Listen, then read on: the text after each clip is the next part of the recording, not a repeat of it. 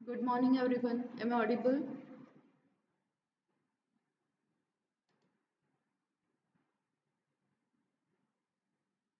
Yes, ma'am. Okay.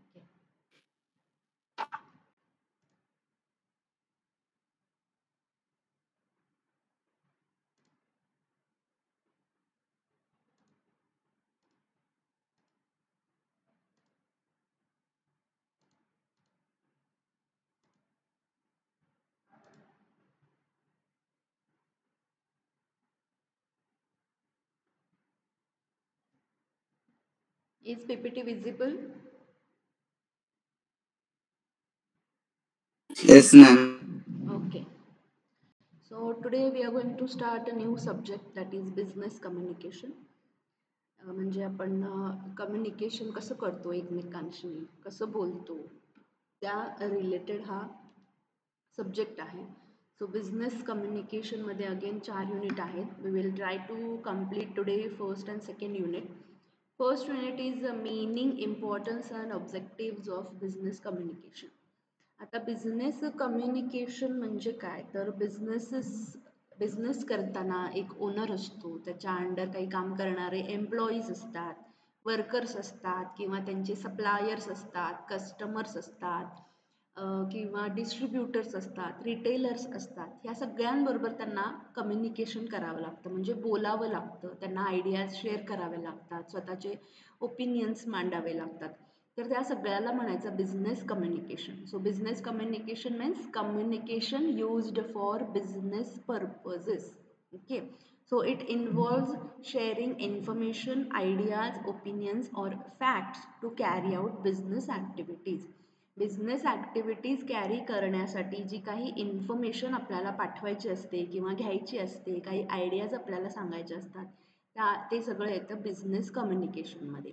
मग ते inside of the organisation असेल किंवा आउटसाईड असेल. इनसाइड म्हणजे काय, इंटरनल कम्युनिकेशन म्हणजे कंपनीमधले एम्प्लॉईज असतील, त्यांचे स्टाफ असेल, त्यांचा बॉस असेल, जे काही कंपनीमध्ये काम करतात त्यांच्यासोबत केलेलं communication. Outsiders means customers, suppliers, retailers, ह्या सगळ्या गोष्टी येतात. ओके. सो यामध्ये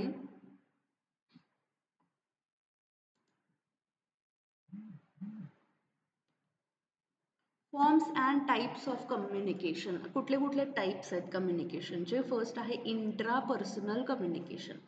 आता आपण ऑर्गनायझेशनल बिहेवियरमध्ये इंट्रापर्सनल कॉन्फ्लिक्ट बघितलं. इंट्रापर्सनल म्हणजे काय, तर स्वतःशीच आपण काय करतो, बोलतो. इंट्रापर्सनल कम्युनिकेशन मीन्स आपल्या डोक्यामध्ये काही थॉट्स सुरू असतात, आपण स्वतःशी काय कधी कधी बोलतो. So thinking to yourself, that is intrapersonal communication. किंवा इंटरपर्सनल कम्युनिकेशन. आता इंटरपर्सनल म्हणजे दोन किंवा दोनापेक्षा जास्त एम्प्लॉईज जेव्हा बोलतात, कम्युनिकेशन करतात, may be face to face or by phone or in writing or online, they can talk, they can communicate. That is interpersonal communication. So that means exchange of ideas between two or more people. इंटरव्ह्यूइंग. आता interview तुम्हाला माहिती आहे, इंटरव्ह्यूमध्ये काय होतं की एक interviewer असतो जो प्रश्न विचारतो आणि इंटरव्ह्यूई असतो जो उत्तरं देतो. दोन लोकांमध्ये कम्युनिकेशन होतं. जॉब इंटरव्ह्यू असेल किंवा एखादा सर्वे इंटरव्ह्यू असेल तर question answer type communication, that is called interviewing. Small group communication. आता स्मॉल ग्रुप कम्युनिकेशन म्हणजे 5 किंवा 10 लोकांचा एखादा ग्रुप केला, एखादी टीम बनवली आणि त्या टीमला एक पर्टिक्युलर असाइनमेंट दिली, तर the communication between that team, that is called small group communication. कारण मिनिमम क्वांटिटीमध्ये ते लोक आहेत जे एकमेकांशी कम्युनिकेशन करतात, एकमेकांशी डिस्कस करतात, काही प्रॉब्लेम्स असतील तर ते सॉल्व्ह करतात. That is small group communication. Next येतं organizational communication. आता organizational means the communication which happens in organization, in any company. like तुम्ही डिफरंट लेवल्सला म्हणजे डिपार्टमेंटल हेड्स असतील, वर्कर्स असतील किंवा वॉचमन असेल किंवा त्यांचे बॉस असतील, त्यांच्याशी होणारं communication, that is organisational communication. For example, boss giving instructions to employees. Public speaking म्हणजे काय, एखादा सेमिनार देतोय आपण, सगळे त्याचे सेमिनार ऐकतोय, एखादा प्रेझेंटेशन देतोय, means one person speaks to the group और स्पीक्स टू ऑडियन्स. जसं की एखादा नेता असेल, नेता काय करतो, भाषण देतो, तर that is also public speaking. Then computer mediated communication. आता कम्प्युटर मेडिएटेड मीन्स व्हॉट, तर तुम्हाला कम्प्युटर किंवा टेक्नॉलॉजीचा यूज करून तुम्ही काय करता, कम्युनिकेशन करता. म्हणजे we send email, we chat on WhatsApps, झूमवरती आपण ऑनलाईन मीटिंग्स घेतो, व्हॉट्सॲपवरती चॅटिंग करतो. That is computer mediated communication. And mass communication म्हणजे one source to many people at once. एकच माणूस बोलतोय, खूप जणांशी बोलतोय एकाच वेळेला, तो सगळ्यांशी बोलतोय. जसं की टी व्ही न्यूज असतील, टी व्ही न्यूजवरती ती रिपोर्टर असते, ती बातम्या सांगत असते किंवा ती बोलत असते. किंवा newspaper is also one type of mass communication. एकाच वेळी सगळीकडे ते वाटलं जातं आणि सगळी लोक एकाच वेळेला पेपर वाचू शकतात. सोशल मीडिया ॲड्स असतील किंवा यूट्यूबवरच्या ॲड्स असतील, that is one source to many people, that is mass communication. Mass म्हणजे काय, भरपूर लोकांना एकाच वेळेला कम्युनिकेशन करता येतं, दॅट इज मास कम्युनिकेशन. लक्षात येत आहे forms of communication? Yes, ma'am.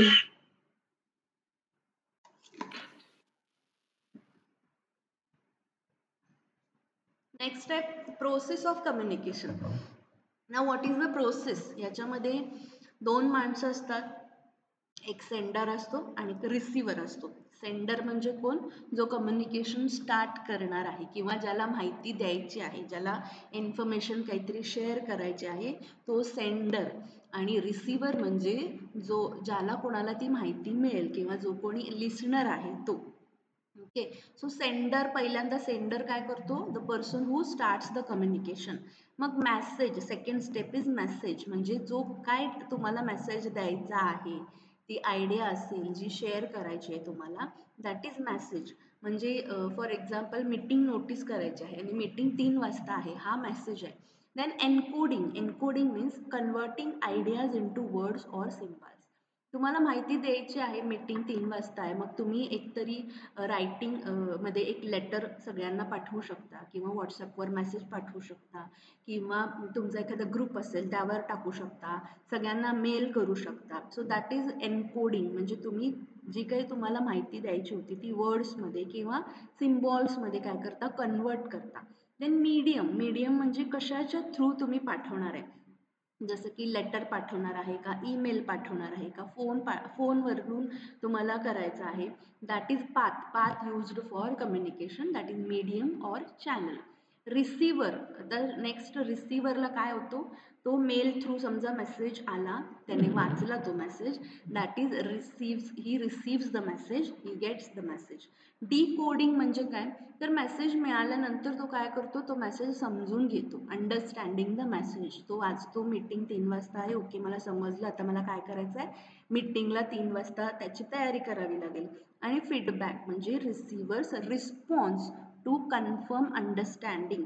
त्याला मेल मिळाला, त्याने वाचला की 3 वाजता मीटिंग आहे आणि तो रिस्पॉन्ड करतो, त्याला रिप्लाय करतो की ओके मी अटेंड करतो ही मीटिंग किंवा ओके मला समजलेलं आहे मीटिंग आहे ते. That is feedback. So this is the process of communication. Next is barriers to effective communication. Barriers काय काय येऊ शकतात, म्हणजे कम्युनिकेशन करताना काय काय प्रॉब्लेम्स येऊ शकतात. First is language barriers. Language barriers म्हणजे दोन लोकांच्या लँग्वेजेस म्हणजे सेम असतील तर कम्युनिकेशन व्यवस्थित होतं. जर दोन माणसांचे म्हणजे कम्युनिकेशन करायला त्यांचे लँग्वेजेस वेगवेगळे असतील, जसं की एक मराठी माणूस आहे आणि एक कन्नड माणूस आहे, तर त्याला जो मराठी आहे त्याला कन्नड समजत नाही, जो कानडी माणूस आहे त्याला मराठी कळत नाही. मग ते जर एकमेकांशी बोलत असतील तर त्यांच्यामध्ये इफेक्टिव्ह कम्युनिकेशन होईल का, नाही होणार. That is language barriers. किंवा same word with different meaning. आता एकच वर्ड, जसं आपण परवा ओबीला बघितलं की गिफ्ट हा जो वर्ड आहे त्याचं आपण त्याला प्रेझेंट म्हणून बघतो त्या गिफ्टचा अर्थ, पण दुसऱ्या एका भाषेमध्ये त्याचा अर्थ पॉइझन म्हणून होतो. किंवा सॉरी किंवा कन्नड भाषेमध्ये केळी, केळी म्हणजे काय तर विचारा, तुम्ही विचारा, प्रश्न विचारा, केळी असं म्हणतो आपण. पण आपल्या मराठी भाषेमध्ये त्याचा अर्थ काय होतो तर बनाना किंवा फ्रूट जे आपण म्हणतोय बनाना, त्याला केळी म्हणतो आपण.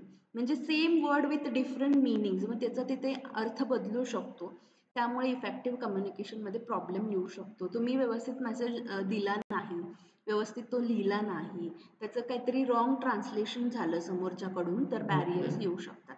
देन फिजिकल और एन्व्हायरमेंटल बॅरियर्स. फिजिकल बॅरियर्स म्हणजे काय तर समजा तुम्ही बोलताय एकमेकांशी आणि आजूबाजूला खूप दंगा सुरू आहे, तुमचं बोलणंच समोरच्याला ऐकू येत नाही, एखादी डॉल्बी लावली आहे बाजूला किंवा एखादा डॉल्बी लावली असली तर तुमचा आवाज त्याच्यापर्यंत जात नाही. So that is barrier, physical barrier किंवा एन्व्हायरमेंटल बॅरियर आपण म्हणू शकतो.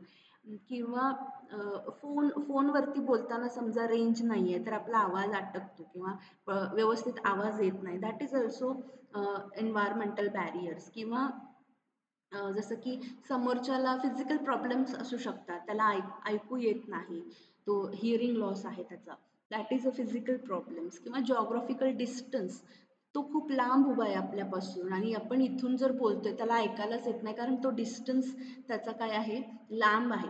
So that is physical and environmental barriers. जसं की फिजिकली आजूबाजूला काय एन्व्हायरमेंट आहे, काय आजूबाजूला चाललेलं आहे त्यामुळे ऐकू येत नसेल तर that is physical and environmental barriers. Next is organisational barriers. आता ऑर्गनायझेशनल बॅरियर्स म्हणजे तुमच्या कंपनीचे काही रूल्स आणि पॉलिसीज असतील त्या फ्लेक्झिबल नाही आहेत, म्हणजे त्या फिक्स आहेत, ते कोणीच चेंज करू शकत नाही. किंवा तुमची हायरार्की जी आहे की जसं की CEO नंतर मॅनेजिंग डायरेक्टर असतो, मॅनेजर असतो, असिस्टंट मॅनेजर असतो, त्यानंतर डिपार्टमेंटल हेड्स असतात, वर्कर्स असतात. तर ही जी हायरार्की आहे ती जर सिंपल असेल तर तुम्हाला कम्युनिकेशनला बरं पडतं. पण जर ती थोडीशी कॉम्प्लेक्स असेल की यानं याला रिपोर्टिंग करायचं नाही, CEOनं ह्यालाच फक्त विचारायचं, त्यांनी वर्कर्सचं मत त्याला सांगायचं नाही, अशा प्रकारे जर समजा हायरार्की थोडीशी कॉम्प्लेक्स टाईपची असेल तर मग कम्युनिकेशन करताना प्रॉब्लेम येतो. किंवा फॅसिलिटीजच नाही आहेत कम्युनिकेशनचं, जसं की जसं आपण म्हणतो ना की समोरच्याला मला बोलण्यासाठी मला चान्सच दिला जात नाही किंवा मला कुठल्या मीटिंगला बोलवलं जात नाही, तर मी माझी मतं कुठं मांडणार. किंवा सुपरवायझर आमचं काय ऐकून घेत नाही, लॅक ऑफ कम्युनिकेशन फॅसिलिटीज. किंवा एखादा फोन नाही आहे माझ्या टेबलला, मला बोलायचं आहे त्यांच्याशी. किंवा ईमेल फॅसिलिटी, मला कम्प्युटर हे ते काहीच दिलेलं नाही आहे, that is a lack of communication facility. किंवा बॉस आणि सबऑर्डिनेटमध्ये तेवढं काय नाही आहे, कोऑर्डिनेशन व्यवस्थित नाही आहे, त्यांचा स्टेटस डिफरन्स आहे त्याच्यामध्ये, म्हणून कम्युनिकेशन होत नाही, that is organisational barriers. Emotional psychological barriers means what, prejudgement before listening. Emotional म्हणजे समोरच्याला ऐकायचंच नाही आहे तुमचं, मग तुम्ही कितीही बडबड केली तरी तो काय करणार नाही, ऐकणार नाही, कारण त्यानं एक जजमेंट केलेली आहे की मला याचं ऐकायचं नाही आहे. किंवा अटेन्शन म्हणजे समोरच्याचं लक्ष नाही आहे, आता आपण एखाद्याशी बोलतोय पण तो फोनमध्ये बघत बसलाय आणि आपण बोलतोय त्याचं लक्षच नाही आहे, दॅट इज इन अटेन्शन, म्हणजे सायकोलॉजिकल बॅरियर. मग आपल्याला जे म्हणायचं आहे ते समोरच्याला कळालं का, त्याचं लक्ष आहे का नाही, समोरच्याचं लक्ष नसेल, त्याचं दुसऱ्या कामामध्ये तो व्यस्त आहे आणि आपण बडबडतोय, तर that is again barrier to effective communication. Distrust between people. दोन माणसं एकमेकाशी बोलतायत पण त्यांचा एकमेकांवर विश्वास नाही आहे, तर एकमेकांचं ते व्यवस्थित ऐकतील का, ऐकलं तरी ते व्यवस्थित समजून घेतील का. आपण म्हणतो ना की ह्याचं काय ऐकू नको, ह्याचं एका कानाने ऐकायचं आणि दुसऱ्या कानानं सोडून द्यायचं, त्याच्यावर जास्त विश्वास ठेवू नको, that is psychological barrier. Selective listening. आता सिलेक्टिव्ह लिसनिंग म्हणजे तुम्हाला म्हणजे ऐकण्याची जी कॅपॅसिटी असते प्रत्येकाची ती वेगवेगळी असते. काही लोक जे त्यांना पाहिजे तेच ऐकतात, म्हणजे समजा आपण म्हणतो ना की मी तुला इतक्या वेळ हाक मारतोय, तुला ते बरं ऐकू आलं नाही, पण बाजूला भांडण चाललंय ते बरं लगेच ऐकू आलं तुला, म्हणजे काय तर सिलेक्टिव्ह लिसनिंग. किंवा मी मगासपासून सांगते तुला, तुझं लक्ष नाही आहे, तू माझं ऐकत नाहीयेस, पण तुला फोनची रिंग वाजली ते लगेच ऐकू आलं, दॅट इज सिलेक्टिव्ह लिसनिंग, म्हणजे psychological barriers. Laziness or fear to communicate. तुम्हाला कंटाळा येतो कोणाला तरी फोन करा आणि त्यांना माहिती द्या, किंवा आपण नाही का फोनवर बोलायचा काही जणांना कंटाळा येतो, जसं मला फोनवर बोलायला अजिबात आवडत नाही.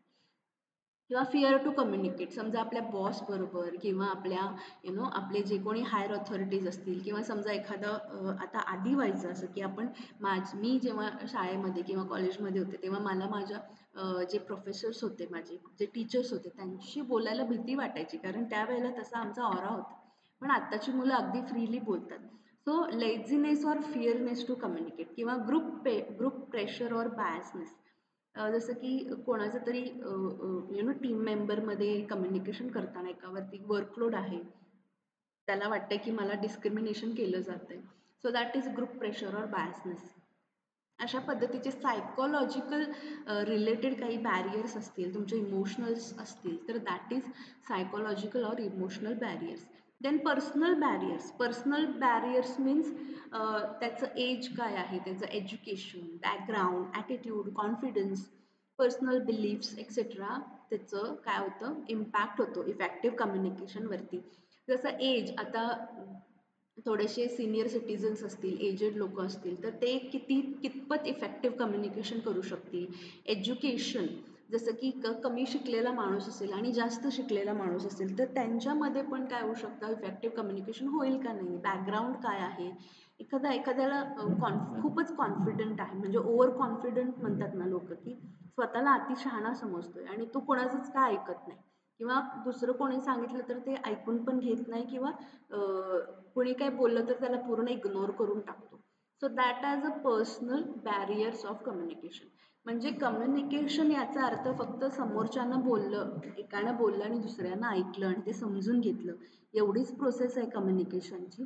पण त्यामध्ये अजून ह्या बॅरियर्स, म्हणजे हे प्रॉब्लेम्स येऊ शकतात, ज्याच्यामुळे दोघांमधलं कम्युनिकेशन व्यवस्थित होईल किंवा समोरचा त्याला रिॲक्ट होईल हे आपण सांगू शकत नाही, हे जर प्रॉब्लेम्स आले तर. लक्षात येतंय? Yes, ma'am.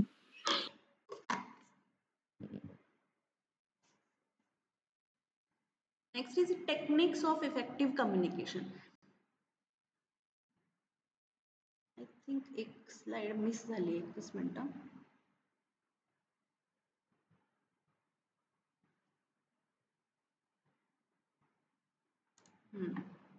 ही स्लाइड मिस झाली आपल्याकडून.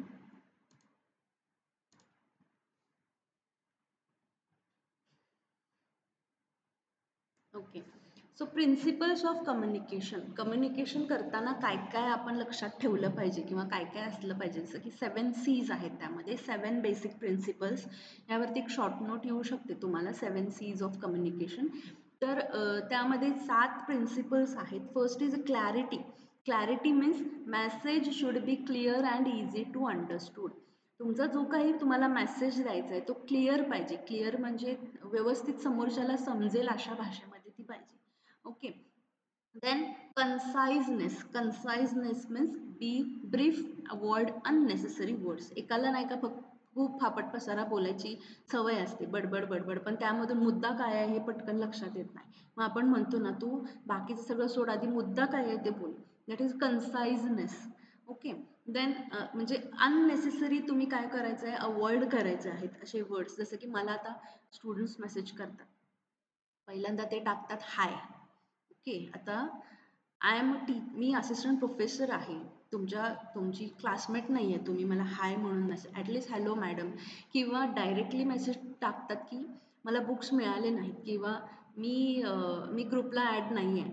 अरे पण तू कोण आहेस, तुझा कुठल्या सेमिस्टरला आहेस तू, माझ्याकडे तरी सगळ्यांचे नंबर सेव्ह नसणार आहेत. तर एक प्रॉपर वेनं तुम्ही तो मेसेज पाठवला पाहिजे की माझं नाव असं असं आहे, मी सेमिस्टर 1ला आहे मॅडम, माझं काही नाही आहे, मी ग्रुपला ॲड नाही आहे, प्लीज मला ग्रुपला ॲड करा. हे ब्रीफमध्ये आपण अननेसेसरी हाय मॅडम म्हणणार, मग तुम्ही गायब होणार, मग मी रिप्लाय जेव्हा देईन की हॅलो, मग तुम्ही परत मला मेसेज पाठवणार. हे किती याच्यामध्ये वेळ जातो, अननेसेसरी वर्ड्स कशाला टाकायचे. डिरेक्टली तुम्ही मेसेज पाठवू शकता ना, that is conciseness. Correctness means message must be grammatically and factually correct. Grammar व्यवस्थित पाहिजे. आता खूपसे स्टुडंट मला मेसेज करतात, इंग्लिशमध्ये करतात, त्याचा कुठेही काहीही अर्थ लागत नाही. ग्रामर अतिशय वाईट असतं. मी म्हणते की तुम्हाला नाही येत इंग्लिश, नका करू मेसेज. इंग्लिशमध्ये, मराठीमध्ये व्यवस्थित करा.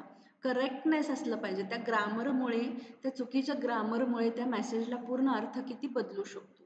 सो करेक्टनेस किंवा concreteness. Concreteness means message should be specific, not vague. Specific असलं पाहिजे. जसं की मी समजा तुम्हाला सांगितलं की असेल आता डिसेंबर जानेवारीमध्ये परीक्षा असेल असं म्हणलं तर तुम्हाला चालेल का? जर मी दॅट इज वेग, तर तुमचा मेसेज हा वेग असला नाही पाहिजे. स्पेसिफिक, जसं मी म्हणलं की टेंटेटिव्हली डिसेंबरच्या लास्ट वीकमध्ये परीक्षा असेल, किंवा मी टाइम टेबल मला आलेलं आहे, मी सांगितलं की 29 डिसेंबरपासून तुमची परीक्षा सुरू होईल. फॉर एक्झाम्पल 29 डिसेंबरपासून परीक्षा सुरू होईल, सकाळी 10:30 वाजता पेपर असेल. That is specific message. Completeness. आता कम्प्लीटनेस मीन्स त्या मेसेजशी रिलेटेड जी काही इम्पॉर्टंट इन्फॉर्मेशन आहे ती इन्क्लुडेड असली पाहिजे. जसं की समजा एखादी पत्रिका आहे, लग्नाची पत्रिका आलेली आहे, नवऱ्याचं नवरीचं नाव आहे, सगळ्या सगळ्या रिलेटिव्हची नावं आहेत, लग्न कधी आहे, किती वाजता आहे, सगळं टाकलेलं आहे, पण तिथे स्थळ टाकलेलं नाही. म्हणजे कुठल्या हॉलमध्ये आहे लग्न, कुठलं प्लेस आहे, त्याचं व्हेन्यू काय आहे, हेच टाकलं नाही आहे तर काय उपयोग आहे का? मग आपण कुठं जायचं लग्नाला? म्हणजे कंप्लीट इन्फॉर्मेशन त्यामध्ये असली पाहिजे की जी समोरच्याला पटकन कळेल. Courtesy means be polite and show respect. Courtesy, जसं की समोरच्या बरोबर आपण बोलतोय तर आपण थोडंसं पोलाइटली बोललं पाहिजे. जसं की एक स्टुडंट आलेला परवा, घ्या हो असाइनमेंट, काय होतं त्याला, आत्ताच घेऊन टाका माझ्या असाइनमेंट, मला वेळ नाही. This is not the way to talk with the assistant professors. Like, म्हणजे तुम्ही तुमच्या शिक्षकांशी बोलताय, तुम्ही तुमच्या टीचरांशी बोलताय, तर त्यांना थोडा रिस्पेक्ट द्या. त्यांची काहीतरी पोस्ट आहे, तर पोलाइटली बोला. जसं की आता मी ऑलरेडी असाइनमेंटच्या नोटिफिकेशनमध्ये हे टाकलेलं आहे की जेव्हा तुमचे हॉल तिकीट्स येतील, याचा अर्थ मी असं का टाकले हॉल तिकीटसाठी, त्याच्यावरती सीट नंबर येतो, आणि सीट नंबर जेव्हा तुम्ही तुमच्या असाइनमेंटवर टाकाल तेव्हा मार्क्स द्यायला, कारण मार्क देण्यासाठी सॉफ्टवेअरमध्ये फक्त सीट नंबर असतो, तिथे तुमचं नाव वगैरे काही दिसत नाही. तर त्या सीट नंबरच्या समोर आम्हाला मार्क टाकायचे असतात. तुम्ही आता विदाऊट सीट नंबर आम्हाला सबमिट केलं की मग आम्हाला परत पुढे त्याच्यावरती कळत नाही तुमचा सीट नंबर कुठला आहे, किंवा मग ते आम्हाला तुमचा PRN घेऊन पुन्हा सीट नंबर शोधावा लागतो. सो कुठलीही मला सांगायचं एवढंच आहे की कर्टसी असली पाहिजे कम्युनिकेशनमध्ये, पोलाइटनेस असला पाहिजे, थोडंसं नम्रपणे बोललं पाहिजे समोरच्याशी, रिस्पेक्ट शो केला पाहिजे. जसं की गिव्ह अँड टेक रिस्पेक्ट म्हणतो आपण, तुम्ही समोरच्याला रिस्पेक्ट दिला तर समोरचा तुम्हाला रिस्पेक्ट देईल. Coherence means ideas should be logically connected and consistence. म्हणजे तुम्ही जो काही मेसेज पाठवलाय त्याला काहीतरी लिंक असलं पाहिजे, काहीतरी लॉजिक असलं पाहिजे. जसं की उगाचच काहीतरी मला मेसेज पाठवतात की समजा मला हे करायचं आहे, माझं ग्रॅज्युएशन असं असं झालेलं आहे, किंवा मला म्हणजे MBA शी रिलेटेड काहीच नाही, दुसरंच काहीतरी मला मेसेजेस पाठवत असतात स्टुडंट. मग काय लॉजिक काय आहे मला ते मेसेज पाठवण्याचं? MBA शी रिलेटेड तुम्हाला कुठली कन्सेप्ट कळाली नाही, तुम्हाला कुठली प्रोसेस कळाली नाही, तुम्हाला कुठलं असाइनमेंट कशा लिहायचे आहेत ते कळालं नाही, कुठे बघायचं आहे हे कळालं, ह्याविषयी तुम्ही मेसेज करा. Coherence means idea should be logically connected and consistence. So these are 7 principles. 7 C's आहेत: clarity, conciseness, correctness, concreteness, completeness, courtesy and coherence. So these are 7 principles of communication. लक्षात येतंय? Yes, ma'am. Okay. Next is a techniques of effective communication. आता जसं आपण barriers बघितले की प्रत्येक कम्युनिकेशनमध्ये काहीतरी बॅरियर येऊ शकतं, काहीतरी अडथळा येऊ शकतो, तर हे कसं इम्प्रूव्ह करायचं आपण, हे टेक्निक्स त्याचे काय वापरायचे. तर you should have perfect planning. तुमच्याकडे एक प्लॅनिंग असलं पाहिजे की आधी डिसाईड करा की काय कम्युनिकेट करायचं आहे, कोणाशी करायचं आहे, कधी. जसं आपल्याला एखाद्या बँकेत जायचं आहे, फॉर एक्झाम्पल मला पैसे विड्रॉ करायचे आहेत, तर आधी डिसाईड करा मी किती वाजता जाणार आहे, मला कोणाशी भेटावं लागेल, तिथल्या कॅशियरशी भेटावं लागेल, कधी जाणार आहे मी, कशा पद्धतीने मला त्याला बोलायचं आहे. That is decide clearly what, when and how to communicate. Use simple language. उगाचच टेक्निकल आणि हार्ड वर्ड्स वापरू नका. Avoid that technical words and use simple language. Short communication chain. Short communication म्हणजे फ्युअर लेवल जितके असतील, म्हणजे समजा तुम्ही तुम्हाला काहीतरी हे पाहिजे आहे, कंपनीमध्ये काहीतरी डिमांड आहे तुमची, तुम्ही तुमच्या सुपरवायझरला सांगितलं, सुपरवायझरने त्याच्या हेडला सांगितलं, त्याच्या हेडने असिस्टंट मॅनेजरला सांगितलं, मग मॅनेजरला सांगितलं, मग MD ला, मग CEO ला. इथंपर्यंत जाओपर्यंत तो मेसेज जसा सुरुवातीला सांगितला होता तसाच राहतो का तो मेसेज? नाही, त्याच्यामध्ये काही ना काहीतरी मेसेज लॉस होऊ शकतो. सो कम्युनिकेशनचे लेवल्स जितकी कमी असतील तितकं ते इफेक्टिव्ह होणार. Active listening. समोरच्याने व्यवस्थित ते ऐकून घेतलं पाहिजे. जेवढं तुम्ही when you know however you listen carefully with interest, it will be effective communication. जितक्या काळजीपूर्वक तुम्ही ऐकताय, समोरचा काय म्हणतोय ते आधी व्यवस्थित ऐकून घ्या, तरच तुम्हाला पुढचं कम्युनिकेशन करता येणार आहे. जसं की इंटरव्ह्यूला समजा तुम्हाला विचारलंय की व्हॉट इज युअर नेम. तुम्ही ऐकलंच नाही आणि तुम्ही सांगितलं की आय हॅव डन MBA. म्हणजे काय? तुम्ही you don't listen carefully. That is active listening. Use body language. आता बॉडी लँग्वेज आपली, समोरचं जेव्हा आपण बोलत असतो त्याच्याबरोबर आय कॉन्टॅक्ट ठेवला पाहिजे, आपला एक टोन व्यवस्थित असला पाहिजे. आपण उगाचच ओरडून ओरडून रागाच्या भरामध्ये बोलायचं नसतं समोरच्या बरोबर. एक जेस्चर, जसं की तुमचा एक बॉडी लँग्वेज असते की व्यवस्थित समोरच्याला पण वाटते की हां बाबा, हा माझ्याबरोबर व्यवस्थित कम्युनिकेशन करतोय. That is using body language effectively. Proper timing. Send message at the right time. Students मला बरोबर संडेला इतके फोन करतात की, किंवा रात्री 11 नंतर त्यांना सगळं आठवतं. रात्री 10, 11, 12 मेसेजेस करत असतात. रात्री 9 वाजता कॉल करतात. सकाळी 7 वाजता जेव्हा मी झोपेत असते तेव्हा फोन करतात. म्हणजे मेसेज जेव्हा आपण पाठवतो समोरच्याला तेव्हा राईट टायमिंग काय आहे? Is it the right timing to contact with that person? कुठल्याही व्यक्तीला, तुमच्या बॉसला असू दे, तुमच्या आई-वडिलांना असू दे, तुमच्या फ्रेंड्सना असू दे, तुम्ही प्रॉपर टायमिंग आहे का ही कॉल करण्याची किंवा मेसेज करण्याची? That is to be decided. Consider space. म्हणजे keep suitable distance depending upon the situation. बोलताना थोडंसं डिस्टन्स असलं पाहिजे दोघांमध्ये. जर तुम्ही फेस टू फेस बोलत असाल तर किती लांब उभं राहिलं पाहिजे, किती जवळ उभं राहिलं पाहिजे हे तुम्ही आधी ठरवलं पाहिजे. Follow up and feedback. म्हणजे समोरच्याला मेसेज मिळालाय का नाही कन्फर्म करा, त्याला कळाले का नाही कन्फर्म करा. जसं की पत्रिका पाठवली आपण, पोस्टाने पाठवली फॉर एक्झाम्पल, लग्नासाठी आपल्याला तिकडे फिजिकली त्यांना देता येत नाही आहे, तर आपण काय करतो, एक फोन करतो की लग्नाची पत्रिका पाठवलेली आहे, तुम्हाला ती मिळाली असेल तर लग्नाला काय करा, जरूर या. म्हणजे काय, आपण फॉलोअप घेतो किंवा फीडबॅक घेतो. Then build trust. So honest and open communication improves the relation. जर तुम्ही प्रामाणिक असाल, तुम्ही ओपनली सगळं डिस्कस करत असाल तर तुमच्यामधलं जे रिलेशन आहे ते काय होतं, इम्प्रूव्ह होतं आणि एकमेकांबद्दल ट्रस्ट तयार होतो. कोऑर्डिनेशन. कोऑर्डिनेशन म्हणजे एकमेकांना हेल्प करायची आहे. समोरच्याला काम कसं करायचं आहे कळत नाही आहे तर त्याला खोळ्यात काढायचं नाही आहे, त्याला व्यवस्थित समजावून सांगायचं, तुला एवढं पण येत नाही का, तू ग्रॅज्युएशन झालं आहे ना तुझं, असं न म्हणता त्याला समजून घ्या. Work together to maintain clear communication. Coordination असलं पाहिजे. कम्युनिकेशन ऑडिट म्हणजे regularly check how well communication is working in the organisation. म्हणजे ऑडिट करा की आपलं जे आता कम्युनिकेशन सुरू आहे, ज्या लेवलला आपण एकमेकांशी चर्चा करतोय, ज्या लेवलला एकमेकांशी कोऑर्डिनेशन करतोय, ते व्यवस्थित आहे का नाही, तर आपल्याला यामध्ये अजून काही इम्प्रूव्ह करायला पाहिजे.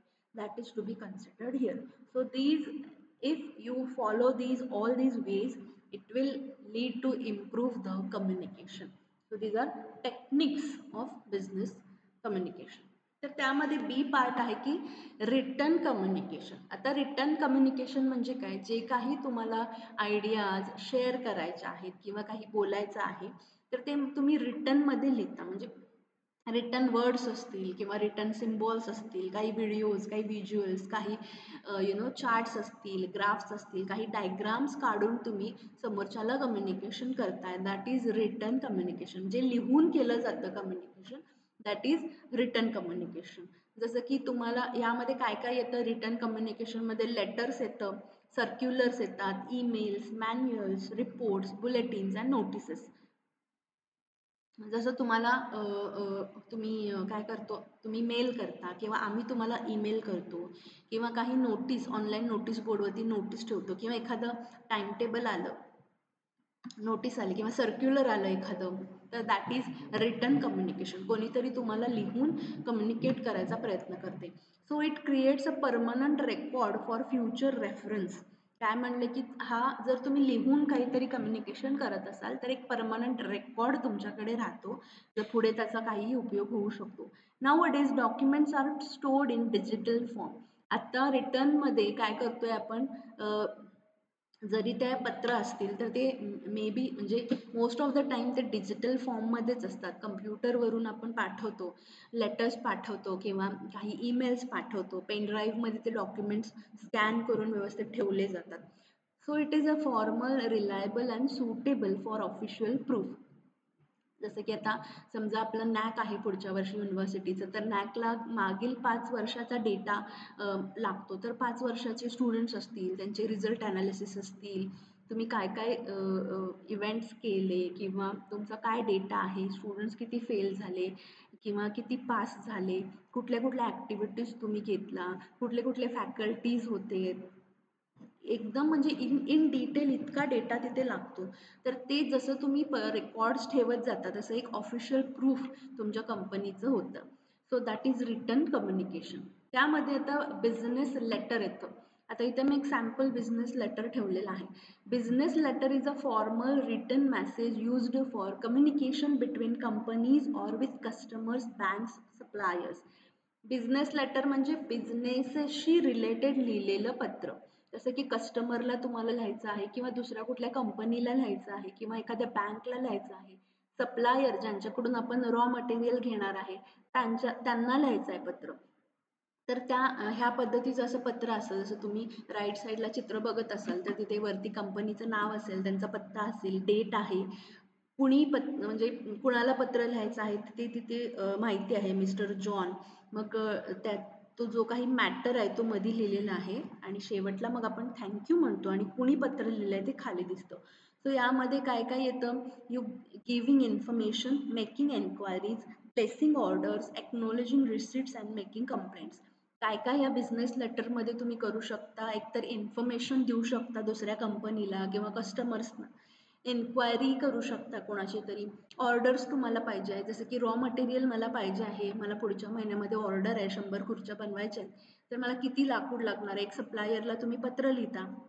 एक्नॉलेजिंग रिसिट्स म्हणजे रिसिट, मला तुमचं पेमेंट मिळालेलं आहे आणि ह्या इनव्हॉइसेसनुसार मला पेमेंट आता जमा झालेलं आहे, असं काही रिसिट्सशी रिलेटेड. काही कंप्लेंट करायचे आहेत तुम्हाला किंवा कस्टमर कंप्लेंट करतोय, that is also one type of business letters. So even in modern times letter remain important because add a personal touch and serve as a legal record. जरी आता digital फॉर्ममध्ये सगळं असलं तरी हे जे लेटर्स असतात ह्याला एक पर्सनल टच ॲड होतो आणि लीगल रेकॉर्डला आपण हे वापरू शकतो. So business letters. देन त्यामध्ये आता काय काय होतं आपण बघितलं की हेडिंग असतं, ज्यामध्ये it shows the name, address, phone, email, logo of organization. It is a printed on the top of the letter. वरती असतो तो पूर्ण, सगळ्यात वरती ऑर्गनायझेशनचं नाव असेल, त्यांचं त्यांचं ॲड्रेस, हे सगळं असतं. So heading and letter head. त्यानंतर डेट असते. डेट जसं मी मगाशी इथे दाखवलं, डेट असते. डेटमध्ये मग कधी लिहिलेलं आहे, त्यामध्ये कुठल्या टाईपचा स्पेस असला पाहिजे, कशा फॉर्मॅटमध्ये डेट असली पाहिजे. रेफरन्स लाईन असते, म्हणजे for record keeping, shows file number and outward number. Inside address असतो, जसं की फुल name and address of receiver, ज्याला पाठवायचं आहे त्याला टू म्हणतो आपण. टू नंतर काय करतो, पूर्ण त्याचा ॲड्रेस लिहितो. जसं की तुम्ही एखादं पत्र लिहित असाल, to the director, centre for distance and online education, Shivaji university, Kolhapur. Full name and address. आणि हे ॲक्युरेट असलं पाहिजे, विदाऊट रिटन विदाऊट ॲब्रिव्हेशन्स. म्हणजे ॲब्रिव्हेशन्स म्हणजे शॉर्ट फॉर्ममध्ये आता centre for distance and online education पूर्ण लिहायचं आहे, CDOE लिहायचं नाही आहे तिथं, ॲब्रिव्हेशन वापरायचे नाहीत. देन अटेन्शन लाईन म्हणजे कोणाला तुम्हाला एका स्पेसिफिक पर्सनलाच ते द्यायचं आहे पत्र, म्हणून आपण टू द डायरेक्टर किंवा टू द जनरल मॅनेजर असं वरती स्पेसिफिक लिहितो, म्हणजे ते मॅनेजरलाच ते पत्र पोहोचेल. सॅल्युटेशन म्हणजे ग्रीटिंग लाईन असते, म्हणजे जसं की आपण रिस्पेक्टेड सर म्हणतो किंवा हॅलो सर म्हणतो, त्याच्यामध्ये मराठीमध्ये बघा आपण महोदय किंवा महोदया असं म्हणतो आणि कॉमा देऊन मग खाली आपलं सुरू होतं, दॅट इज सॅल्युटेशन. सब्जेक्ट लाईनमध्ये एक सब्जेक्ट असते की कशाबद्दल हे पत्र आहे. जसं की तुम्हाला आता TC पाहिजे आहे, फॉर TC साठी डिमांड लेटर पाहिजे आहे युनिव्हर्सिटीकडून, तर तुम्ही काय वरती लिहिता, to the director centre for distance and online education Shivaji university, आणि सब्जेक्ट लिहिता regarding demand letter of TC किंवा ट्रान्सफर सर्टिफिकेट. खाली मग रिस्पेक्टेड सर, मग खाली तुमची सगळी बॉडी येईल, बॉडी ऑफ द लेटर, ज्यामध्ये तुम्हाला पूर्ण तुमचा जो मेन मेसेज आहे तो क्लिअरली लिहावा लागतो. मग तो 2 किंवा 3 पॅराग्राफमध्ये असेल, जसं की opening, main part and closing असतं. तर तुम्हाला TC साठी लेटर हवा आहे युनिव्हर्सिटीकडून, तर तुम्ही सब्जेक्ट लिहिला regarding demand letter for transfer certificate, खाली लिहिला respected sir, I am so Amit Patil, for example, I am Amit Patil, enrolled for MBA distance in the year 2025-26 in the semester 1. असं तुम्ही लिहिलं म्हणजे ओपनिंग केलं, तुम्ही तुमचं प्रिव्हियस कॉन्टॅक्ट, तुमचा पर्पज असेल तो तिथं लिहिला. मेन पार्टमध्ये तुम्ही लिहू शकता की जसं की you know I have to submit my transfer certificate to the university, but my previous college request for demand letter. So हे तुम्ही इथे मेन पार्टमध्ये जे काही डिटेल्स आहेत, मग तुम्ही कुठल्या कॉलेजमधून ग्रॅज्युएशन केलं आहे, कुठल्या कॉलेजला ते डिमांड लेटर पाहिजे आहे याबद्दल अजून डिटेल्समध्ये लिहू शकता. आणि क्लोजिंग म्हणजे kindly consider my request and do the needful, thank you, हे वगैरे तुम्ही लिहिता ना, that is closing of the main part. So body of the लेटरमध्ये येतं opening, main part and closing. Then complimentary close. Complimentary क्लोजमध्ये आपण शेवटला उजव्या साईडला लिहितो युअर्स फेथफुली, युअर सिन्सिअरली, आपला विश्वासू, आपली विश्वासू, जे काय असेल ते. आणि त्याच्या खाली अगेन तुम्ही काय करता, तुमची साईन, तुमचं नाव, तुमचं डेझिग्नेशन काय असेल ते लिहिता, त्याच्या खाली अगेन ईमेल ID वगैरे लिहिले जातात. So signature and designation, that is the last part. त्यानंतर अजून तुमचे काही राहिले असतील, जसं की identification mark, initial of typist of person who dedicated it, म्हणजे कोणीतरी ते टाईप करून दिलेलं आहे, कोणाला तरी डिटेक्ट करायचं आहे, आयडेंटिफिकेशन मार्क ऑप्शनल आहे हे. देन एनक्लोजर म्हणजे याच्यासोबत तुम्ही अजून काय जोडलेलं आहे का, जसं की TC साठी तुम्हाला लास्ट इयरचं तुमचं मार्कशीट जोडावं लागतं किंवा डिग्री सर्टिफिकेट जोडावं लागतं. तशाच पद्धतीने कंपनीमध्ये बिझनेस लेटरसाठी काही चेक्स असतील, काही रिपोर्ट असतील, ते जोडावे लागतात. आणि कॉपी सर्क्युलेशन, CC म्हणजे काय, तर अजून कोणाला हे पत्र द्यायचं आहे ते खाली CC म्हणून तिथे लिहिलं जातं. तर एक पत्र हे आहे, जर तुम्हाला दिसत असेल तर,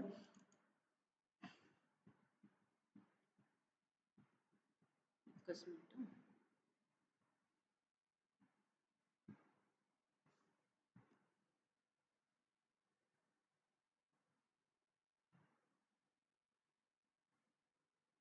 येस.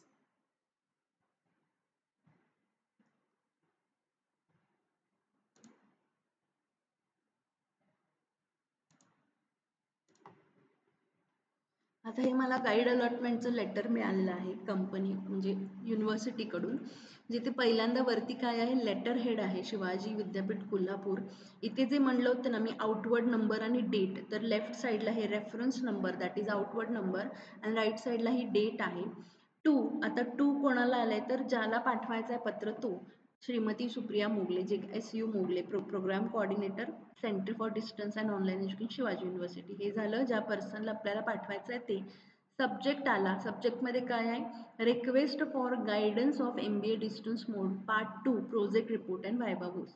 काय अर्थ याचा, की प्रोजेक्ट जो असतो सेकंड इयरला तुम्हाला, तर ह्या खाली दिलेल्या विद्यार्थ्यांना तुम्हाला गाईड करायचा आहे. देन रिस्पेक्टेड सर मॅडम, जसं की रिस्पेक्टेड आपण सॅल्युटेशन देतो. इथे हा मेन पार्ट बॉडी पार्ट झाला लेटरचा. जसं की इथे काय लिहिलेलं आहे की MBA स्टुडंटना प्रोजेक्ट रिपोर्ट आणि व्हायवा असतं, तर तुम्ही ह्या मुलांना गाईड करा. प्रोजेक्ट मॅन्डेटरी आहे, तुम्ही त्यांचं कंप्लीट होण्यासाठी मदत करा. 50 दिवसाची तुम्हाला इंटर्नशिप करायची आहे आणि फायनल सबमिशन आहे 10 एप्रिल 2025. ओके. सो मग यामध्ये इथं परत I kindly request you to offer the professional guidance to the student listed below. खाली दिलेल्या मुलांना काय करायचं आहे, गाईड करण्यासाठी मी रिक्वेस्ट करते आणि इथे टेबल टाकलाय. आणि अगेन खाली क्लोजिंग आहे, your expertise and support in guiding them through this process will be greatly appreciated. हे क्लोजिंग झालं. इथे युअर्स फेथफुली आलं. DY registrar, centre for distance and online education. त्यांची ज्यांनी कोणी साईन करणार आहे त्यांची सिग्नेचर आहे आणि त्यांचं डेझिग्नेशन इथं आहे. प्लस इथं CC म्हणलं होतं ना आपण, कॉपी टू. आता हे लेटर कुणाकुणाला गेलं पाहिजे, तर ऑल स्टुडंट्स मेन्शन्ड अबोव, ह्या सगळ्या स्टुडंट्सना पण हे पत्र गेलं पाहिजे. प्लस हे जे कोण गाईड आहेत यांना पण हे पत्र गेलं पाहिजे. प्लस खाली ॲडिशनल जसं नोट म्हणलं आपण, नोट दिलेली आहे की विद्यार्थ्यांनी काय काय करायचं आहे हे लेटर घेतल्यानंतर. इथे अगेन खाली ते दिलेलं आहे. तर अशा प्रकारचं हे बिझनेस लेटर असतं. ओके.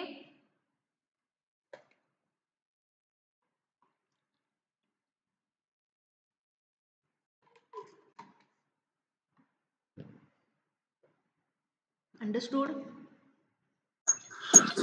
Yes, ma'am. नेक्स्ट आहे टाईप्स ऑफ बिझनेस लेटर्स. आता टाईप्स ऑफ बिझनेस लेटरमध्ये वेगवेगळ्या कामासाठी वेगवेगळी पत्र तयार करावी लागतात. जसं की पहिलं आहे परचेस लेटर. परचेस लेटर म्हणजे नावातच आहे की तुम्हाला काहीतरी ऑर्डर करायची आहे. So it is sent by buyer to seller to order goods.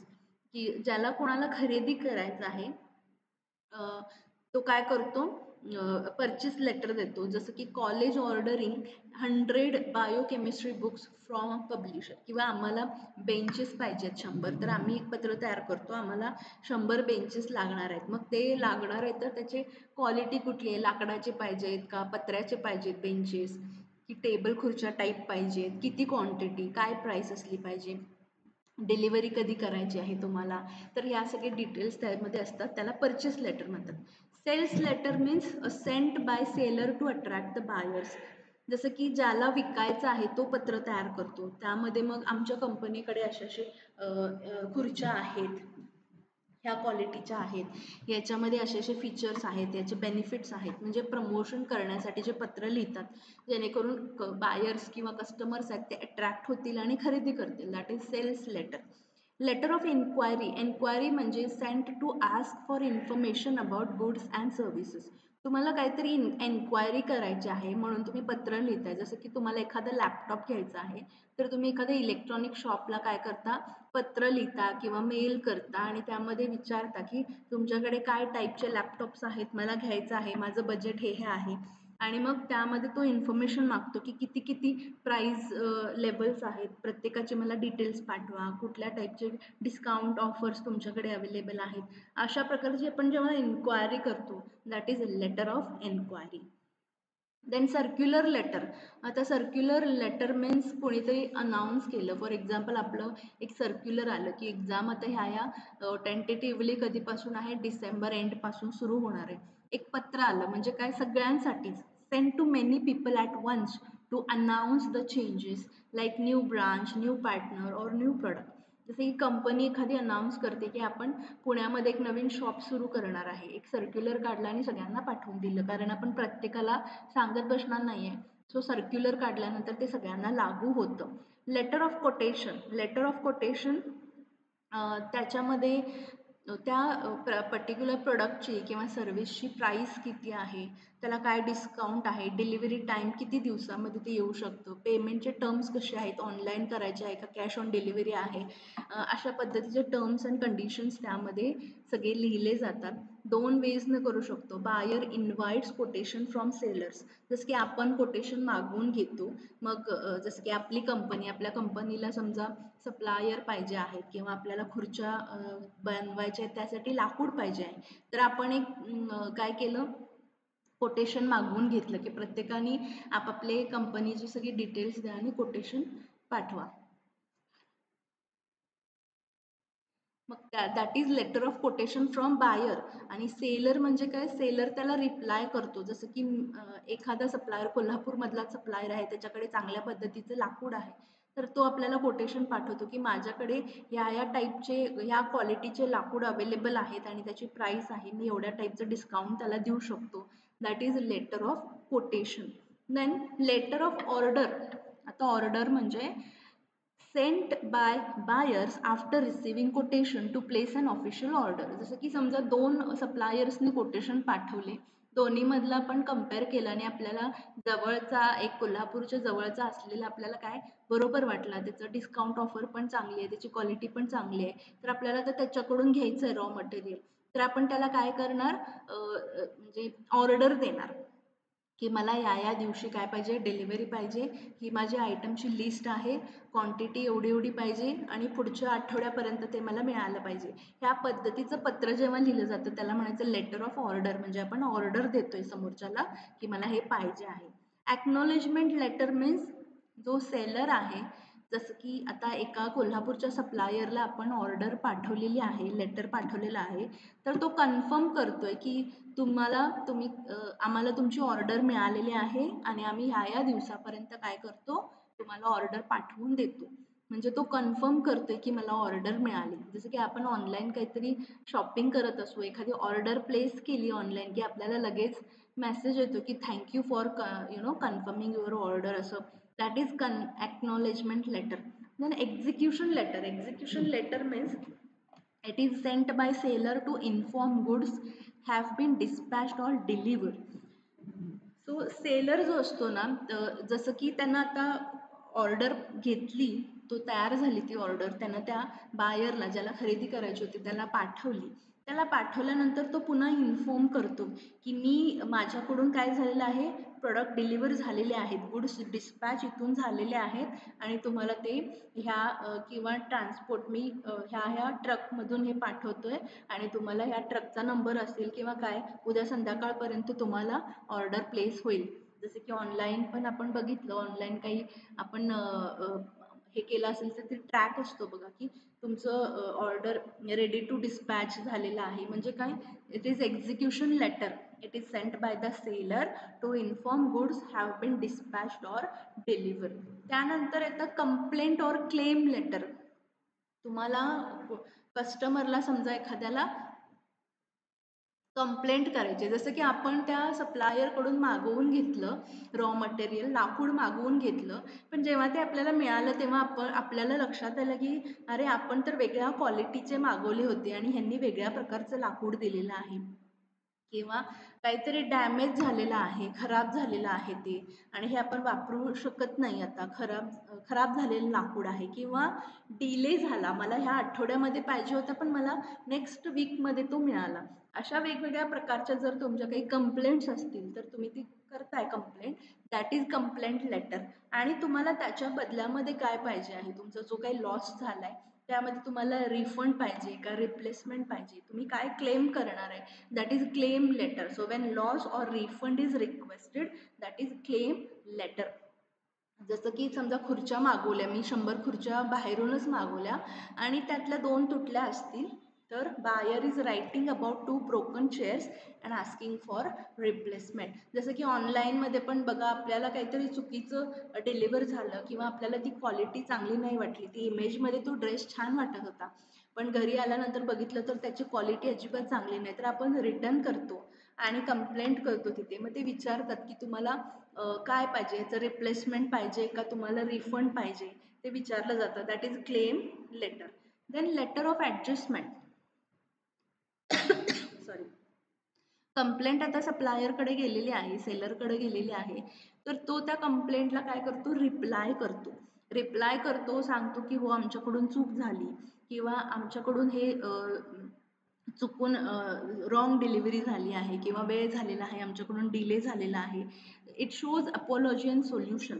ते सॉरी म्हणतात, अपॉलॉजी शो करतात आणि त्याच्या बदल्यात काय सोल्युशन, जसं की आम्ही रिपेअर करून देतो किंवा आम्ही रिफंड देतो किंवा आम्ही ते प्रोडक्ट जे डिलिव्हर झालेले आहे ते रिप्लेस करून देतो, अशा पद्धतीचं ते काय करतात, प्रॉमिस करतात. That is letter of adjustment. Then collection letter. Collection letter means sent by buyer, or sorry, sent by seller to remind or recover the unpaid bills. म्हणजे तुमचं कुठलं तरी बिल यायचं राहिलेलं आहे एका माणसाकडून आणि तुम्ही रिमाइंड करताय त्याला की तुझं बिल राहिलेलं आहे आणि पहिल्यांदा पोलाइटली तुम्ही विचारा की लगेच असं तुम्ही काही त्याच्यावर लिगल ॲक्शन किंवा काही असं घेऊ शकत नाही. लगेच पहिल्या सुरुवातीला तुम्ही पोलाइटली विचारा लेटर थ्रू की तुमचं जेंटल रिमाइंडर आहे, you have not paid your bills and kindly pay the bills within 5 days और विदिन 2 days, असं टाईपचं तुम्ही काहीतरी लेटर त्यांना पाठवा. त्यानंतर पण जरी त्यांनी इग्नोर केलं मग तुम्ही त्यांच्यावर काय करू शकता, लिगल ॲक्शन घेऊ शकता. Then banking correspondence means exchange of letters between banks and customers about accounts, loans or deposit. It must be accurate, polite and confidential. जसे की क्लोजिंग ओपनिंग अकाउंट असेल, बँकशी रिलेटेड जे पत्र असतात त्याला म्हणायचं बँकिंग करस्पॉन्डन्स. जसं की आपण अकाउंट ओपन केला तर आपल्याला एक पत्र येईल किंवा मेल येतो बघा आता, तर दॅट इज बँकेकडून आपल्याला पत्र येतं किंवा आपल्याला क्लोज करायचं आहे अकाउंट तर आपण बँकेला पत्र पाठवतो की मला अकाउंट आता क्लोज करायचं आहे. स्टेटमेंट ऑफ अकाउंट मला पाहिजे आहे, स्टेटमेंट बघायचं आहे मला, म्हणून आपण रिक्वेस्ट करतो बँकेला. किंवा आस्किंग लॉकर फॅसिलिटी, मला लॉकर फॅसिलिटी हवी आहे म्हणून आपण बँकेला पत्र लिहितो, तर that is banking correspondence. Then agency letters. Agency letters means used when a company appoints or requests to become an agent for another company. म्हणजे for example, a dealer writing to a company asking for agency rights in Maharashtra. जसे की काय agency कुठल्या कुठल्या आहेत त्या related तुम्हाला काही पत्र लिहायचे, दुसऱ्या कंपनीशी तुम्हाला डील करायचे आहेत काहीतरी, तर when used when a company appoints or request to become an agent for another company. जसं एखादी कंपनी असेल आणि त्यामध्ये तुम्हाला काय करायचं आहे, समजा एखादं हॉस्पिटल आहे, हॉस्पिटलमध्ये समजा तिथे यु नो एक पी-आर-ओ असतो. तो पी-आर-ओ काय करतो, गावोगावी जाऊन जे काही छोटे छोटे क्लिनिक्स असतात तिथे त्या हॉस्पिटल, जे मोठं हॉस्पिटल असतं त्याची माहिती देतं आणि काही तुमच्या इथे जर काही सर्जरीज किंवा असे काही पेशंट्स आले ज्यांना काही ऑपरेशन्स करायचे आहेत तर तुम्ही आमच्या हॉस्पिटलला रिकमेंड करा. ओके, म्हणजे असं पत्र दिलं जातं. So that is a agency letter. मग ते आपल्याला नाही का, आपण आपल्या आजूबाजूचे जे क्लिनिक्स असतात छोटे छोटे तिथं काही तुम्हाला टेस्ट करायला सांगितलं तर ते एक पर्टिक्युलर डॉक्टरचं नाव किंवा पर्टिक्युलर एका लॅबचं नाव देतात, तिथेच जाऊन तुम्ही करा. कारण तिथे जाऊन त्या एजंटने त्यांना काय केलेलं असतं त्याच्या बदल्यात कमिशन दिलेलं असतं. So agent sells a product for a commission. तो डॉक्टर, आपल्या जवळचा जो डॉक्टर आहे, जो लोकल डॉक्टर आहे, तो एका मोठ्या हॉस्पिटलचा आपल्याला रेफरन्स देतो किंवा तिथल्याच लॅबमध्ये जाऊन तुम्ही टेस्ट करा म्हणून सांगतो. So that is agent. त्याला त्याविषयी जर त्याची सर्जरी, त्या माणसाची तिथे सर्जरी झाली तर त्या बदल्यात त्याला, त्या डॉक्टरला काय मिळतं, कमिशन मिळतं. So that is agency letters. तर हे सगळे वेगवेगळे आपण लेटर्स बघितले. आय होप तुम्हाला सगळे लक्षात आले असतील. कुठले लेटर्स किंवा काय समजलं नसेल तर तुम्ही विचारू शकता. येस.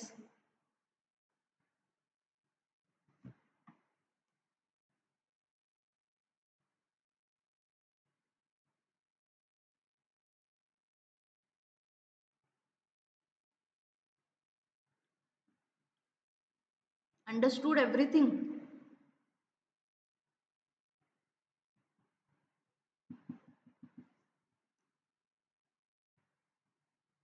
समजतंय? थोडं तरी समजतंय का?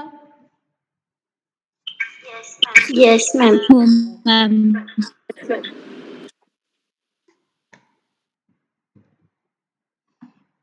युनिट 1 मधला पार्ट सी आहे मीटिंग्स. मीटिंग्स म्हणजे काय, तर आपण लोक एकत्र येतात, म्हणजे गॅदरिंग ऑफ पीपल. ते लोक एकमेकांना भेटतात, त्यामध्ये ते डिस्कस करतात काहीतरी गोष्टी किंवा काहीतरी सोल्युशन काढतात, काहीतरी वेगवेगळ्या गोष्टींवरती डिसिजन्स घेतात, तर त्याला म्हणायचं मीटिंग.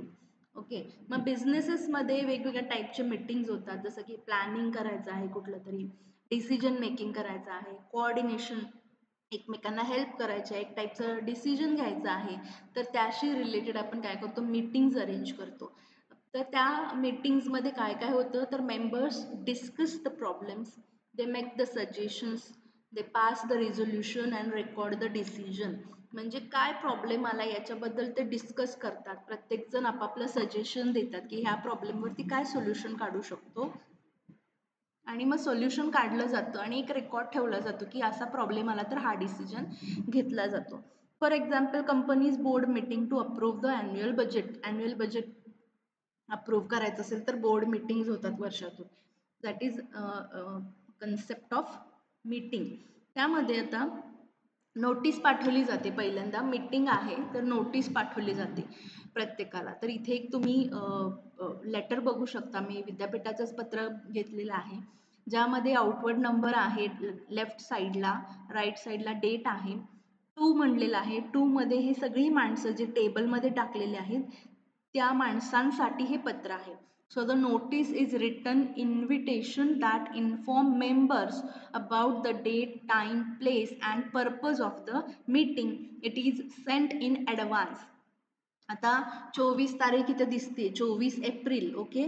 आणि खाली बघा इथे विषय दिलेला आहे. विषय काय आहे, शैक्षणिक वर्ष 25-26च्या प्रवेश प्रक्रिया ऑनलाईन अर्ज आणि तद अनुषंगिक कार्यवाही बाबतची एकत्रित बैठक. म्हणजे ह्या सगळ्यांना टू मध्ये दिलेलं आहे, म्हणजे ह्या सगळ्यांनी काय करायचं आहे, मीटिंगला बसायचं आहे. महोदय म्हणले आणि कधी मीटिंग आहे, किती वाजता आहे, कोणाच्या अध्यक्षतेखाली, कोण म्हणजे चेअरपर्सन कोण असणार ह्या मीटिंगचे, जसं की 25/4/2025 रोजी दुपारी 12 वाजता एकत्रित बैठक दूरशिक्षण ऑनलाईन शिक्षण केंद्रामध्ये खोली नंबर 312 मध्ये आयोजित करण्यात आली आहे. काय क्लिअर आहे, शॉर्ट आहे, ऑफिशियल टोनमध्ये ती मेसेज, ऑफिशियल टोन आहे. जर कुठेही तुम्ही तू ये मीटिंगला असं काही शब्द वापरलेत का, नाही तर ऑफिशियल जे वर्ड्स असतात ते वापरलेत. सेंट इन ॲडव्हान्स, 24 तारखेला पाठवलंय, 25 तारखेला मीटिंग आहे, ॲडव्हान्समध्ये पाठवलेलं आहे. That is notice of meeting. Short असतं, कशाबद्दल, किती वाजता, कधी मीटिंग आहे, एवढंच त्या पत्रातून कळतं आपल्याला. देन नेक्स्ट आहे अजेंडा ऑफ मीटिंग. अजेंडा म्हणजे काय, तर एखाद्या मीटिंगमध्ये आपण काय काय डिस्कस करायचं आहे, ती मीटिंग का अरेंज करतोय आपण, त्याच्या आधी पॉईंट्स काढून ठेवले जातात. That is agenda of meeting. आता ही एक वेगळी मीटिंग आहे बघा, राईट साईडला तुमच्या दिसेल की meeting regarding placement activities of 25-26. Placement ॲक्टिव्हिटीजची एक मीटिंग होणार आहे. अजेंडा ऑफ द मीटिंग काय आहे, तर म्हणजे त्या मीटिंगमध्ये आपण काय काय डिस्कस करणार आहे, काय काय चर्चा करणार आहे. First is to review the placement status of 24-25. म्हणजे मागच्या वर्षी प्लेसमेंटचा स्टेटस काय होता तो जरा रिव्ह्यू करणार. याच्यामध्ये काय improvement, to discuss about any improvements, to review the placement registration of final year students and any other item with the permission of chair. काय म्हणले की त्या मीटिंगमध्ये आपण काय काय डिस्कस करणार आहे त्याचे पॉईंट्स आधी लिहून काढले जातात, त्याला म्हणायचं अजेंडा ऑफ मीटिंग. शेवटचा कायम एक ठरलेला असतो की with the permission of chairperson, म्हणजे आयत्या वेळेचा विषय जे आपण म्हणतो. जसं की त्यांनी त्या मीटिंगमध्ये अजून काही गोष्टी ॲड केल्या, अजून काही गोष्टी चर्चा केल्या, तर त्या सुद्धा यामध्ये ॲड व्हाव्यात म्हणून तो पॉईंट तिथे टाकला जातो. That is agenda of meeting. लक्षात येत आहे. आणि हा अजेंडा जी नोटीस असते, मीटिंग नोटीस, त्याच्यासोबत पाठवला जातो. ओके.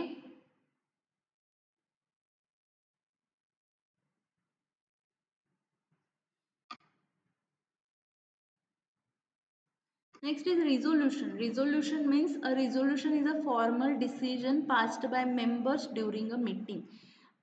त्या मीटिंगमध्ये जो काही डिसिजन झाला त्याच्याशी रिलेटेड जे काही डॉक्युमेंट तयार होतं त्याला रिझोल्युशन आपण म्हणतो. So it represents the official will of the group. Once the passed it becomes binding. एकदा का तो फॉर्मल डिसिजन त्याचा झाला, जसं की ॲन्युअल बजेट असेल किंवा कंपनीचं काहीतरी नाव बदलायचं आहे आपल्याला. जसं की आधी जे centre for distance and online education आहे, ते 2-3 वर्षापूर्वी काय होतं, सेंटर फॉर डिस्टन्स एज्युकेशन फक्त होतं. CDE म्हणत होतो आपण. पण आता आपल्याकडे ऑनलाईन प्रोग्राम सुरू झालेले आहेत, म्हणून आपल्याला centre for distance and online education अशा प्रकारचं आपलं नाव चेंज झालं. दॅट इज स्पेशल रिझोल्युशन्स आणि ऑर्डिनरी रिझोल्युशन. दोन टाईपचे रिझोल्युशन होतात. ऑर्डिनरी म्हणजे काय, पास्ड बाय सिम्पल मेजॉरिटी, ज्यांचं 50% जास्त लोकांनी मेजॉरिटी दिली आणि ते डिसिजन फायनल झाला की ऑर्डिनरी. स्पेशल रिझोल्युशनमध्ये ॲटलिस्ट 75 लोकांनी इन फेवरमध्ये वोट दिले पाहिजे. म्हणजे 75% लोक जेव्हा त्या डिसिजनला म्हणजे सहमत होतील, त्याला ॲग्री होतील, तेव्हा जो डिसिजन होतो त्याला म्हणायचं स्पेशल रिझोल्युशन. तर कुठल्याही मीटिंगमध्ये एखादा जर फॉर्मल डिसिजन आपल्याला घ्यायचा असेल, तर तो आपण काय टाईपचा घेतो, दॅट इज रिझोल्युशन. त्यानंतर येतं मिनिट्स ऑफ मीटिंग. आता आपण मीटिंग घेतलेली आहे, नोटीस पाठवलं, मिनिट्स लिहायचे असतात.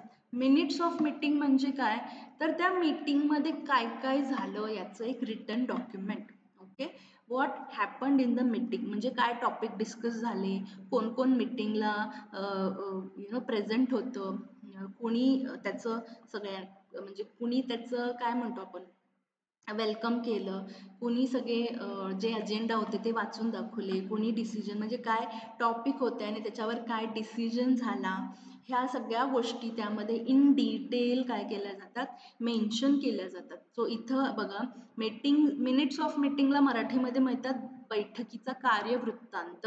जसं की हा 17 तारखेला एक मीटिंग झाली होती, त्याचे हे मिनिट्स आहेत, ज्यामध्ये तुम्ही बघू शकता पहिल्या पॅरेग्राफमध्ये आपण कशा संदर्भात मीटिंग्स घेतली, कुणी घेतली, किती वाजता, कोणाच्या अध्यक्षतेखाली, जसं की माननीय कुलगुरू डॉक्टर DT शिर्के यांच्या अध्यक्षतेखाली ही मीटिंग झाली होती. कोण कोण उपस्थित होते त्याचा एक टेबल बनवलाय. खाली लिहिलेलं आहे की उपस्थित या बैठकीस सर्व हंगामी कोर्स कोऑर्डिनेटर, IT कोऑर्डिनेटर, प्रशासकीय अधिकारी आणि सेवक उपस्थित होते.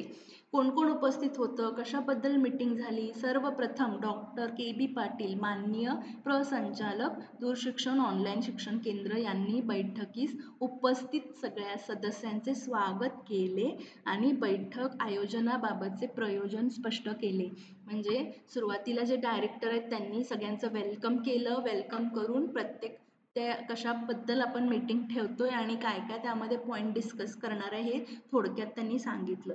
मग पुढे पुढे जसे आपण अजेंडा काढला होता, त्या प्रत्येक अजेंडावरती काय रिझोल्युशन झालं, काय ठराव झाला, that is important in minutes. So minutes of मीटिंगमध्ये विषय क्रमांक 1 आहे, फॉर एक्झाम्पल की MSc गणित, ऑनलाईन MSc गणित अभ्यासक्रम जून 2025 पासून प्रवेश सुरू करण्याच्या दृष्टीने ई कंटेंट सद्यस्थितीची बाब विचारार्थ. तर हे एक ऑफिशियल टोन असतो त्याचा बोलण्याचा. इंग्लिशमध्ये पण आपण करू शकतो की ऑनलाईन MBA सुरू करायचं आहे किंवा ऑनलाईन MSc मॅथ्स सुरू करायचं आहे, तर ई कंटेंट किती किती झालेत, याची सद्यस्थिती काय आहे याच्याबद्दल चर्चा करायची होती.